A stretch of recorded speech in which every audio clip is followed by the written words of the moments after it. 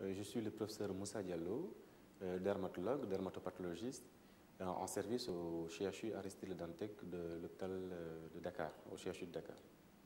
Professeur Diallo, quelles sont les spécificités des peaux noires? Alors, a priori, il n'existe pas de différence sur le plan morphologique et fonctionnel entre les peaux dites noires et les dites peaux blanches. La seule différence réside dans la pigmentation, qui est beaucoup plus importante sur peau noire. Elle est faite de deux mélanines, situées dans des mélanosomes de plus grande taille, qui sont distribués sur toutes les hauteurs de la couche, contrairement à la peau blanche où on trouve des phéomélanines qui sont moins photoprotectrices, situées dans des mélanosomes de plus petite taille et qu'on retrouve uniquement dans les couches basales.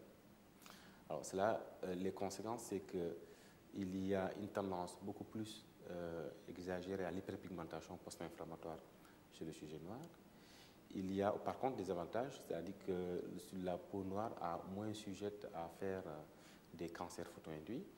Le photovieillissement est moins marqué. Et également, les phénomènes de coups de soleil ou de photosensibilité sont moins constatés sur peau noire. L'autre particularité, c'est sur le plan capillaire, il existe par contre des différences majeures. Le cheveu, ou si vous voulez le poil, la tige pilaire chez le sujet noir est caractérisé par sa pousse tangentielle, son aspect incurvé, sa moindre résistance à l'attraction et son aspect spiralé avec des nœuds, lui exposant à des cassures beaucoup plus faciles, à une difficulté à l'entretien et surtout à des pathologies capillaires spécifiques du sujet noir comme l'acné chélioïdienne de la nuque, la folliculite de la barbe, mais également certaines alopécies spécifiques sur peau noire, l'alopécie traction par exemple. Quelles sont les atteintes cutanées les plus fréquentes chez les sujets ayant une peau très pigmentée? Alors, dans les pays en voie de développement où nous pratiquons, les affections dermatologiques sont particulièrement fréquentes. Elles sont estimées à peu près 30% des motifs de constatation dans les structures hospitalières et avec une prévalence qui est estimée à peu près 80% chez les enfants. Contrairement à ce qu'on pouvait penser, en fait, les dermatoses inflammatoires viennent de loin en première position. En tout cas, dans les travaux, dans les études effectuées sur l'épidémiologie des dermatoses en Afrique, et surtout dans une thèse récente effectuée à Dakar, il ressort clairement que les dermatoses inflammatoires, en particulier l'eczéma, l'acné, le lichen plantar, les prurigo, les pityriasis rougeole des gibert, les dermites séboriques, l'urticaire, le psoriasis, ces dermatoses inflammatoires représentant à peu près 50% des motifs de consultation dans les structures dermatologiques. De loin, clairement, l'eczéma vient de très loin en première position, dominé naturellement par l'eczéma atopique. Aujourd'hui, on estime qu'un enfant sur 3 dans notre pays est atteint de dermatite atopique. Donc, c'est une dermatose qui est largement prévalente par rapport aux autres. En dehors des dermatoses inflammatoires, on trouve les dermatoses infectieuses, qu'elles soient parasitaires, bactériennes, mycologiques ou virales, qui représentent à peu près 25% des motifs de consultation. Ensuite vient les autres dermatoses, les troubles pigmentaires, les kéloïdes sont particulièrement également fréquents, le prurite tout simplement, de toute cause, et enfin les autres maladies systémiques, comme les maladies systémiques, les tumeurs qui arrivent en dernière position. Alors, du fait de ces particularités, est-ce qu'il y a des recommandations spécifiques pour l'utilisation de certains traitements, de certaines procédures? Alors, a priori, il y a très peu de différence dans les options, dans les choix thérapeutiques. On peut peut-être souligner la fréquence quand même de la zérose cutanée qui est beaucoup plus marquée sur peau noire, de la fréquence du prurite. La plupart des dermatoses supposées non prurigineuses peuvent être facilement prurigineuses sur peau noire et également et donc, en fait, ce qui implique une utilisation beaucoup plus fréquente des émollients. En tout cas, voilà, c'est quelque chose qui doit être particulièrement présent dans les prescriptions. Mais également, il faut peut-être noter la fréquence des hyperpigmentations post-inflammatoires. Par exemple, dans l'acné, c'est une particularité qui doit être tenue en compte. C'est une spécificité de peau noire qui doit être tenue en compte dans le choix des médicaments prescrits pour la prise en charge de l'acné. Et enfin, dans certaines interventions, comme les peelings ou comme le laser, il y a un besoin important, enfin un besoin en tout cas, oui, je dirais important, sérieux, de protéger la peau par un photoprotecteur pour éviter l'hyperpigmentation réactionnelle. Est-ce qu'on observe encore une forte demande de traitement pour éclaircir la peau ou est-ce que c'est passé de mode, entre guillemets? Oui, contrairement à ce qu'on peut supposer, au contraire, il semble même que ce phénomène prend davantage d'ampleur.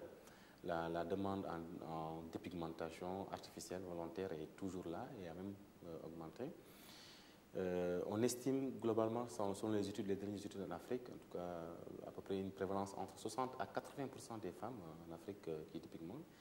En tout cas, dans une thèse récente dans laquelle j'ai participé, dans une région hors de la capitale, on a évalué une prévalence dans une enquête de population, une prévalence de 62% de pratique de la dépigmentation artificielle.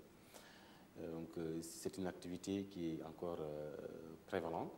Elle concerne toutes les couches sociales, quel que soit le niveau économique, quel que soit le niveau intellectuel, quel que soit le niveau socio-économique également. On retrouve toutes les couches. Elle est beaucoup plus rencontrée dans les zones urbaines que par rapport aux zones rurales. Et jusque-là, il s'agit de l'application de produits qui sont toxiques à base d'hydroquinone ou à base de dermocorticoïdes, qui impliquent des effets secondaires fréquents, majeurs. Et récemment, on a constaté la survenue de cancers cutanés qui n'étaient pas connus. Donc, la survenue de cancer cutané chez des femmes qui pratiquent la dépigmentation. Donc, ça constitue un problème de santé publique. À peu près 20% des motifs d'hospitalisation dans notre service sont représentés par les conséquences liées à la dépigmentation artificielle. Et donc, naturellement, il y a un besoin, toute la communauté scientifique, un besoin urgent de réfléchir et de trouver des alternatives à l'usage de ces produits toxiques à but de se dépigmenter volontairement la peau. Qu'est-ce que vous pensez du recours à la photoprotection chez les sujets à peau noire? Alors ça peut être chez les sujets à peau noire qui vivent dans des pays à fort ensoleillement ou ceux, parce qu'il y a beaucoup de mouvements de population, ceux qui bougent dans d'autres régions du globe. Dans mon expérience, en tout cas dans les zones où j'exerce, culturellement, si vous voulez, l'usage des photoprotecteurs n'est pas encore entré dans les cultures aussi bien des populations, ni dans les prescriptions des praticiens. Donc, c'est certainement lié à la forte pigmentation, la pigmentation de qualité de la peau noire qui fait qu'il y a une absence de risque de photovieillissement, une absence de risque de cancer photo-induit. Donc, c'est des peaux assez bien protégées. Donc, les gens ne font pas recours souvent aux photoprotecteurs. Ceci n'empêche quand même que les photoprotecteurs peuvent être indiqués dans certaines situations, comme par exemple après un peeling ou après un laser, mais également dans certaines dermatoses, comme par exemple l'acné. L'acné, c'est une dermatose particulièrement fréquente, beaucoup plus sévère, beaucoup plus inflammatoire sur peau noire, qui laisse des taches hyperpigmentées.